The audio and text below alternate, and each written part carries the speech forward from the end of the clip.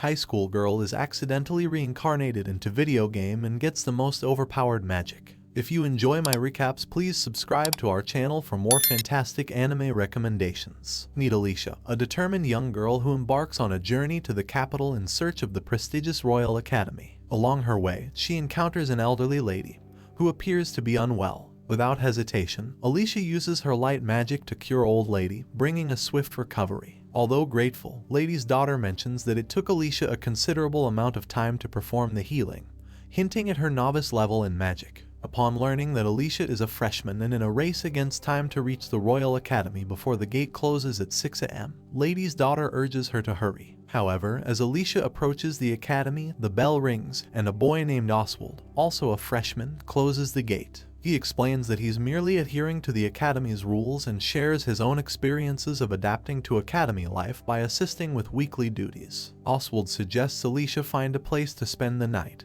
but she insists on entering the dorm, aware that the entrance ceremony is the following day. Alicia, facing financial constraints, confides in Oswald. He reveals that he's heard about her, being the only commoner admitted this year. Despite feeling sorry for her, Oswald emphasizes his commitment to following the academy rules. However, Oswald points out a crumbling part of the wall, disclosing that students breaking curfew often use it to enter. Curious about Oswald's identity, Alicia inquires, prompting him to introduce himself as the son of a minister. Alicia expresses admiration, stating her desire to be friends with him. As Alicia gazes at the broken part of the wall, she encounters a boy named William, who, to her surprise, realizes that she has also broken the curfew. William extends a helping hand, assisting her in sneaking into the academy. During their clandestine adventure, he discloses that he, too, is a freshman and shares the story of being tasked with buying drinks for his seniors, a ritual for newcomers entering the dorm. Guiding Alicia carefully across the academy roof, William mentions that his father holds a prestigious position as a general.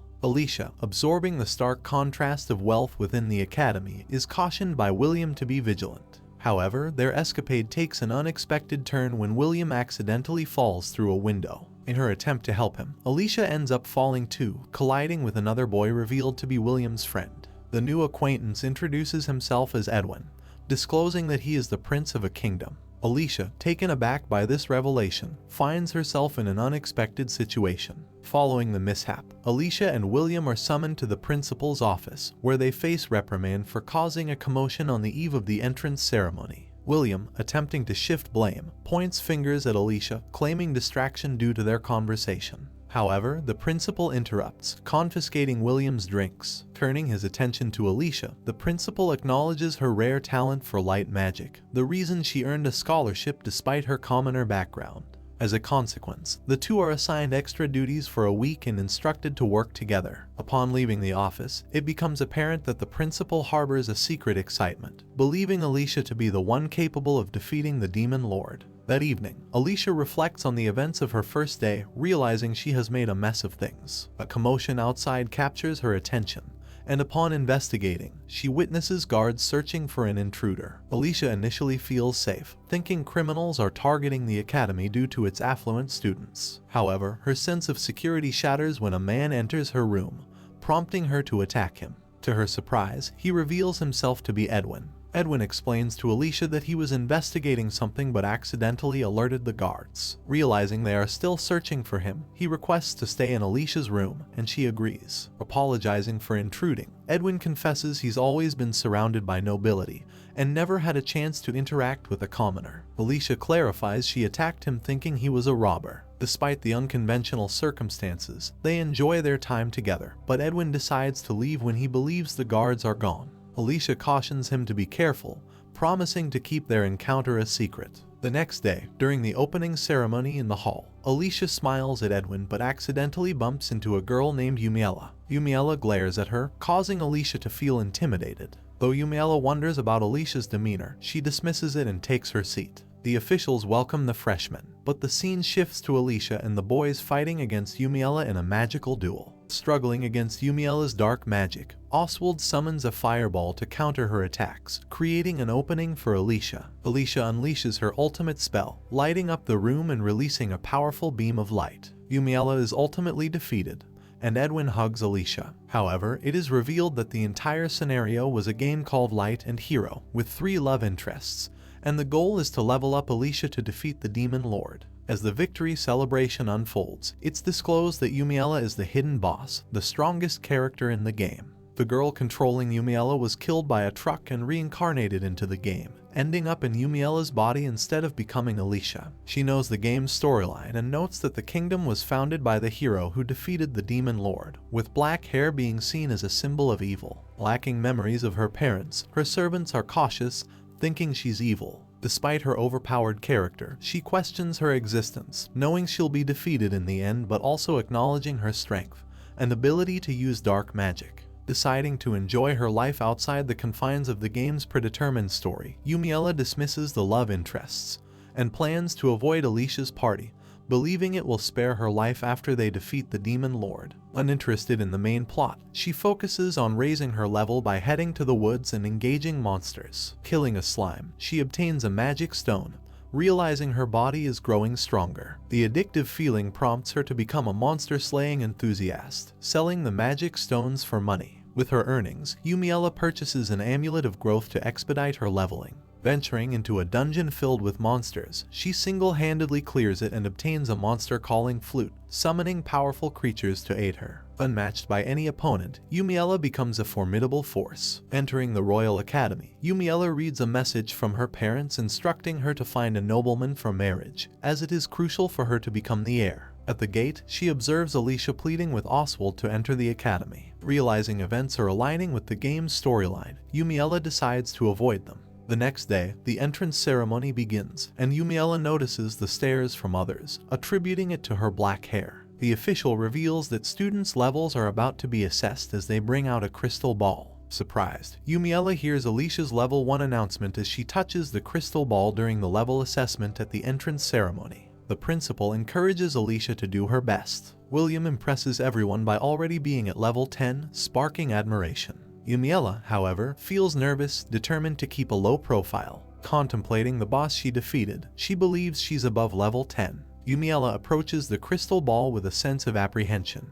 The principal notices her nervousness, assuming she's still at level 1. Yet, she touches the ball, and to everyone's shock, the display reads level 99. Concerned that her secret is exposed, Yumiella realizes she won't be able to live a peaceful life anymore. The principal questions the accuracy of the result, suspecting a malfunction. The officials replace the crystal ball, and Yumiella repeats the test, but the result remains unchanged. Knowing she can no longer hide her secret, she admits to the accuracy of the reading. However, the officials refuse to believe her, accusing her of tampering with the device. They find it impossible for a freshman to be at level 99, insisting she needs to defeat monsters to level up. Yumiella reveals that she has been defeating monsters for years, surprising everyone.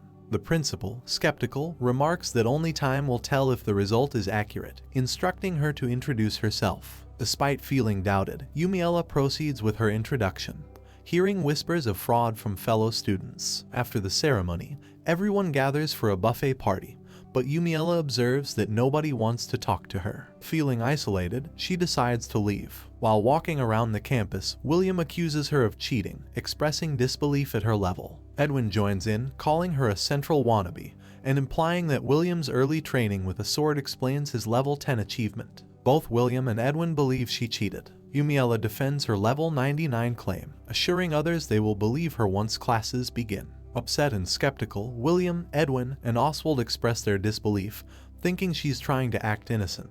Oswald joins in, questioning her credibility. Yumiella, aware of the attention she's drawn from the love interests, recalls their characteristics. William with a strong sense of justice, Edwin is the main hero capable of using magic, and Oswald is a magic prodigy with a cool personality. Uninterested in any of them, Yumiella aims to avoid them for a peaceful life. Edwin challenges her to display her magical powers as proof, but Yumiella knows this would create a commotion. Instead, she suggests they talk to Alicia, mentioning she appears lonely. The love interests dismiss her, convinced she will never admit to lying, deciding to wait until classes begin.